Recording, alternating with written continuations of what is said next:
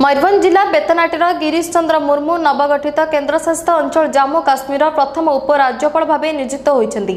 प्रधानमंत्री नरेंद्र मोदी मुख्यमंत्री थिबा बेले से तांकर प्रिंसिपल सेक्रेटरी थिले। सेपटे जम्मू काश्मीर राज्यपाल थिबा सत्यपाल मलिक को गोवा राज्यपाल भाव बदली करा दैछि।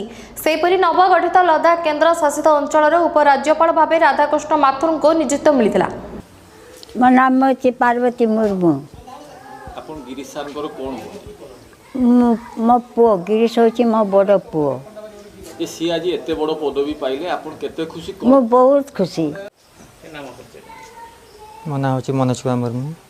आबे मु बारिपदा डीआरडी रे कार्य आपण गिरीश मुर्मूकर केते नंबर भाई मते कोन आपण केते भाई भण?